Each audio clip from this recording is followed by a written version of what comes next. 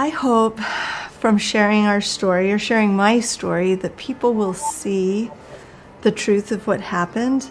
There was some injustice that happened, and that it seems so heavy-handed for what was actually done.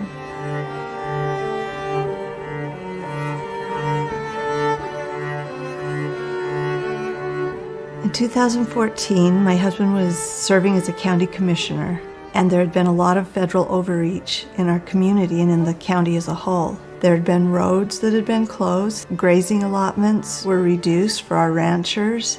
It was affecting the county and the economic situation there. There was a town hall called, and they determined with the people of the community that they were going to have a demonstration because it was far cheaper than litigating. The name of the road was Recapture. It had been closed on a 6-month emergency closure, and 7 years later, this road was still closed. And what do you do after 7 years, after trying to work with the Bureau of Land Management the entire time without results? The very next day, Phil called the BLM and said, "I don't like surprises, and I'm sure you don't either." He let them know of their plan to have this demonstration and the date it would be taking place. The week before the demonstration, Phil wanted to ensure total safety and agreement on this, and he spoke with the state BLM director, Juan Palma, and got a recording of him saying, "Nobody's going to get arrested, and nobody's going to do all that kind of stuff. We're not going to do that." And I hope it is what you just described. That you can have your celebration, and that you can, ride or walk down into the canyon. That'd be wonderful. So the day of the ride came. For the most part, it was kind of a fun ride on some four-wheelers. Went down into the canyon, made it to the end of the road, turned around, and came out. It felt like a very positive and peaceful demonstration, and I thought that was going to be the end of it. The sheriff and his associates said, "Great job," and the BLM actually called and told him that they had done a wonderful job and that they would get to work on that road. Well, 5 months later, we get a call from the Salt Lake Tribune, and they said, "How do you feel about being federally charged?" And my husband said, "Well, I don't know. I'll have to get back to you." We did not know for another 11 days before we got the certified letter. The charge was misdemeanor conspiracy to trespass. He called the BLM and said, "Why? I thought we had an agreement. Things were done well. What is the problem?" And they let him know that they got a 3,500 signature petition that they wanted something done from some of these outside special interest groups that had been involved in the original closure of the road. And why the BLM would cater to what they wanted was really interesting to us. But this is not something new. They kind of wine and dine, these BLM directors. They're the tail that wags the dog. We are supposed to be protecting the rights of the people, not protecting the rights of the agency. The only reason that I can come up with as to why they would vilify and do this to my husband was to make a public example of him and to intimidate and to put fear into others who may want to stand up and voice their own opinions.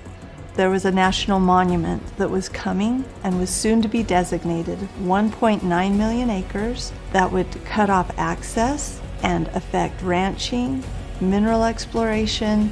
They needed compliance.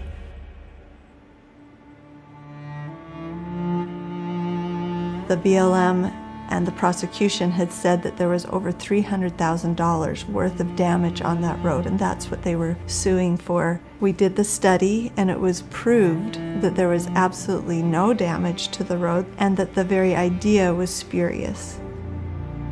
We sat through the jury trial. At one point, they brought in Juan Palma, the state BLM director. They had the tape recording of him saying this, as well as a transcript there. When our defense started to play the tape, the judge called a sidebar and asked, "What are you trying to do?" And the defense said, "We are trying to perjure the witness, Your Honor."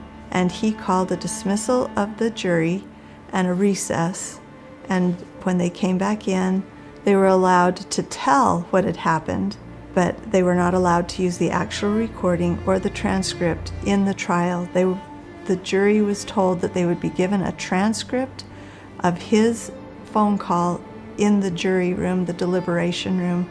We were later contacted by 2 jury members, and they were told they asked for that transcript and it was never given to them. And they had concerns about the trial and the way the jury room was handled. As an 18-year-old boy walking into that courtroom, and I felt very confident knowing that my dad was indeed innocent and thinking that it would be a quick and simple process, especially with all the evidence that we had. And I had faith in the judicial system. As we started going along, I started to notice that they weren't letting my dad present certain evidence. They started to draw it out and focus on things that were totally unrelated to this case that was at hand. And I started to realize that I was naive, that the judicial system is not perfect, that they were out to get my dad. And that was just so frustrating to me because it felt like we had all the evidence. How did they not see that he went through all the necessary steps? He called the head of BLM and asked them to walk him through, where can we drive? Where should we stop? And they followed all the rules. At the courthouse on sentencing day, that was the first time I saw my dad's vulnerability in all of this. I even think he got emotional giving his closing statements. And I realized in that moment just how much it had impacted him. And it did. He's stoic. He's brave as brave. But underneath all that armor is a soft, good man who is affected, as anybody would be, by those kind of experiences. The judge, after Phil spoke, said that he had read the case and he hadn't slept very well the night before. I think there were things about that case he wasn't aware of. And he ended up sentencing Phil to 10 days in federal prison, and he was given a $96,000 fine.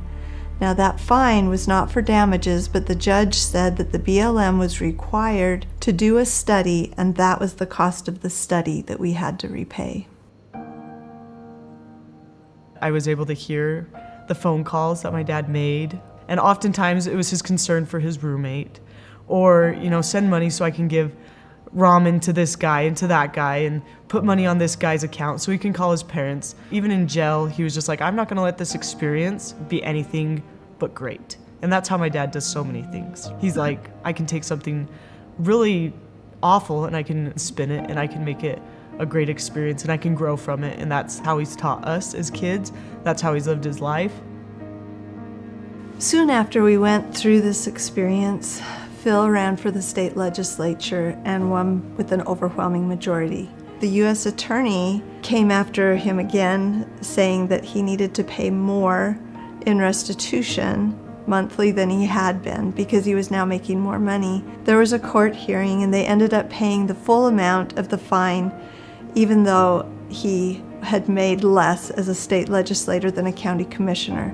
At this point, he felt that this wasn't going away. He thought that this had been put to rest, but for assurance he felt, I need a pardon. And one night he texted Senator Mike Lee saying he'd wanted a pardon and would he help.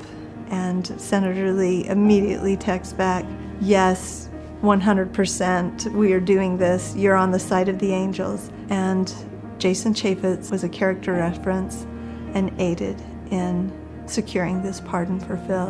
I remember I was downstairs and I decided to go upstairs and I walked up and my dad, he was just kind of leaning over the counter, just looking down, and I said, Dad, what's up? And he said, Brooke, Jason Chaffetz just called me and my pardon is sitting on Trump's desk right now and he's gonna sign it. And after he said that, he just broke down. I could tell that a weight had been absolutely lifted off of him at that time. You could tell that he was elated, but it wasn't until he said it out loud that it was reality for him.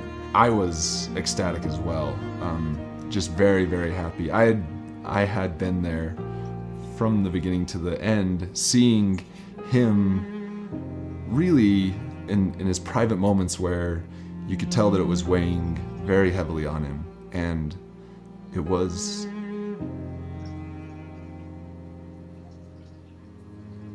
nice to be able to share in his joy and in that weight being lifted. I don't want to portray the the image that he was, just suffering, but it was hell,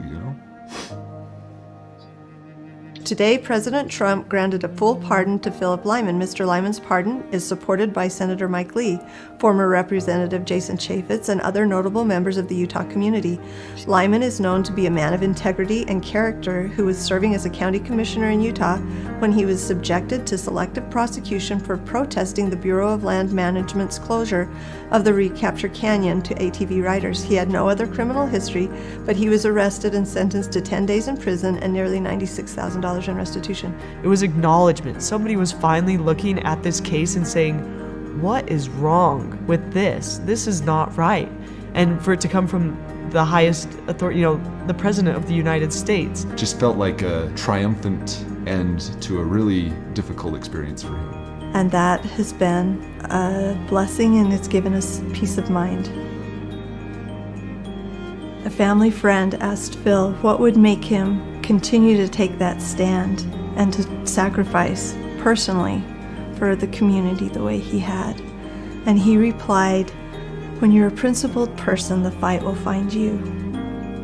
And we found that to be true in so many instances, as I know many people have found as well in their own life.